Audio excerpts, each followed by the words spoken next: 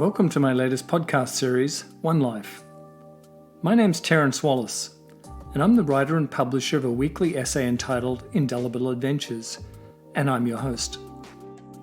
This podcast series sets out to prompt and challenge your thinking about life and what it means to really live your life. I'll share with you my insights and personal experiences with the sole objective of getting you to reflect and think about your approach to living your best life. So let's get started. As you know, I've asked a number of special guests to join me here on OneLife, and today I'd like to welcome a friend of mine, Judy Williams. Welcome, Judy. Thank you so much for having me. Judy is based in New York and an accomplished graduate of NYU, but actually she'd be much better at introducing herself than me, so over to you, Judy. Thanks. My name is Judy Williams, and I am the owner of HIW Coaching. I would say that I am a facilitator of possibility. I help others transform their personal and professional lives in order to unleash their true potential and personal fulfillment, whether that involves polishing a resume, clarifying life goals, or even giving someone the confidence to leap into the unknown and embark on a journey towards achieving the life that they want. Awesome. Thanks, Judy. Thanks for the great introduction. My first question is, what's the most important thing you've learned about living your best life? This is a great question to start with.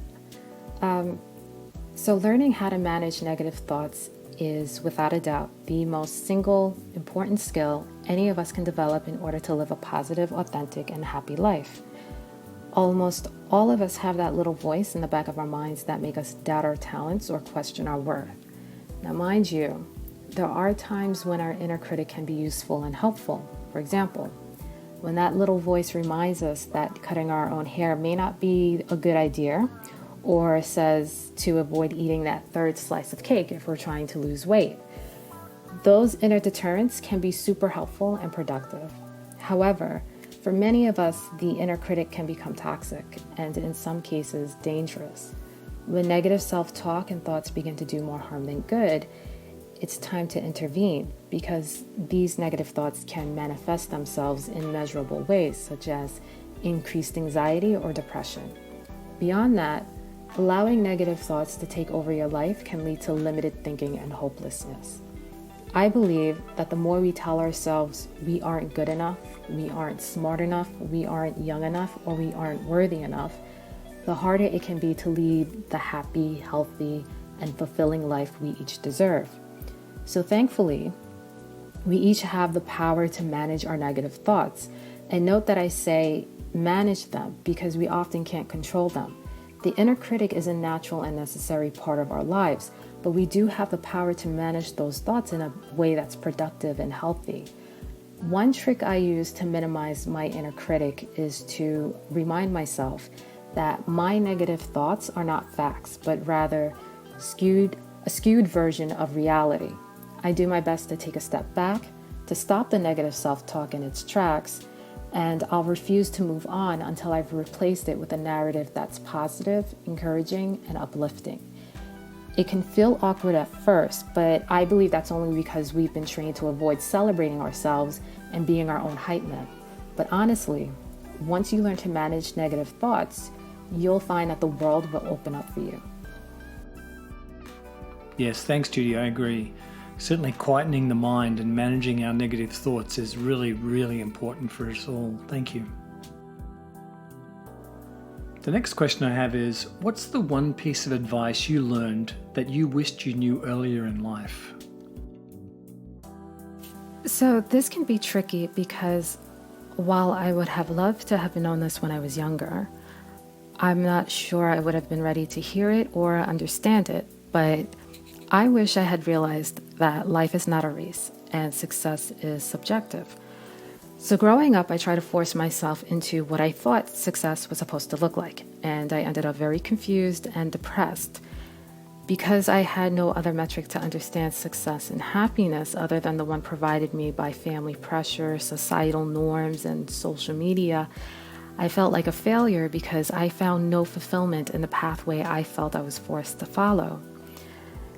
I felt like in order to be successful, I had to move quickly and make no mistakes along the way.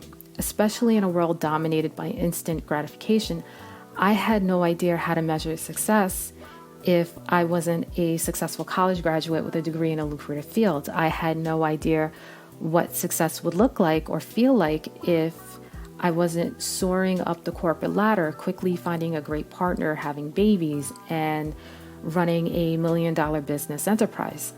These were the only metrics I had ever really known, and without them, I felt like a failure. But what I finally learned was that each of us has our own definition of success, and the sooner we celebrate our own unique pathway and goals, the sooner we can celebrate and rejoice in our own personal success.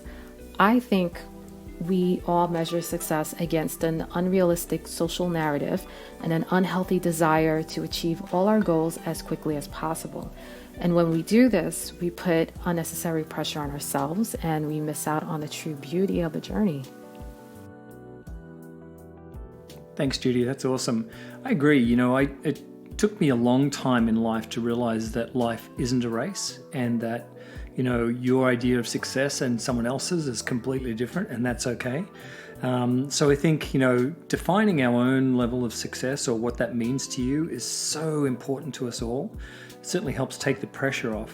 And it also enables us to sort of take a step back and really celebrate our own personal success. So yeah, thank you. That was awesome. The final question is, what action would you ask our listeners to take after listening to this podcast today? The great news is that everyone listening to my voice right now has the power and the skills that they need to start living a happier and more authentic life right now. Changing our lives can seem like an overwhelming or daunting task, so much so that many people don't ever start and instead choose to live a life that is unsatisfying and unfulfilling. For me, meditation is the fastest way to bring sustainable change to your life. And I know that meditation gets a bad rap because it's seen as some hippy-dippy, new age thing that requires tapestries, crystals, and even singing bowls. And let me be clear, it absolutely can also be those things, but it doesn't have to be. Meditation is simply taking the time to quiet your mind, control your thoughts, and spend time with your breathing. That's it. It's a moment of quiet self-reflection, goal setting, or processing that helps center your mind and calm your body. Whether it's for 5, 10, or 15 minutes a day, meditation helps mitigate the inevitable moments of self-doubt, anxiety, frustration, and fear that can enter your life.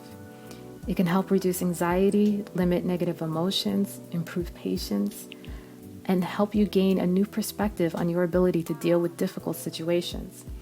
I work with my clients to establish a consistent time to meditate, whether it's first thing in the morning or right before bed. The key is to create a habit that's sustainable and powerful. While some people can meditate on their own, it can be incredibly difficult at first. So I often encourage those just starting out to use a guided meditation. And one of my favorites is Donna D. Cruz. Her guided meditations are available on YouTube, and I often use them myself. Meditation can help our lives almost instantly, and I'd encourage everyone listening to your podcast today to set aside at least 5 minutes each day to prioritize their own joy, happiness, and success through meditation. Thanks, Judy. I would agree. Meditation has lots of benefits.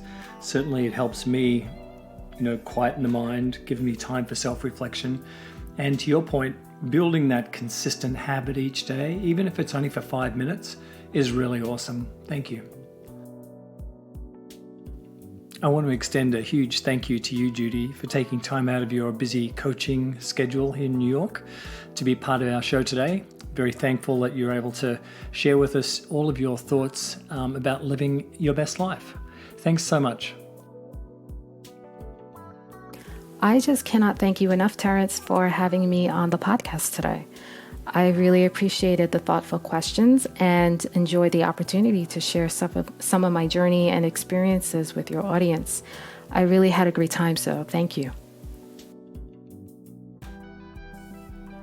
If you'd like to learn more about Indelible Adventures and the products and services we provide, please take a moment to visit my website at www.indelibleadventures.com. Indelible Adventures is one word. Thanks for listening, and look forward to hosting you again soon. All the best.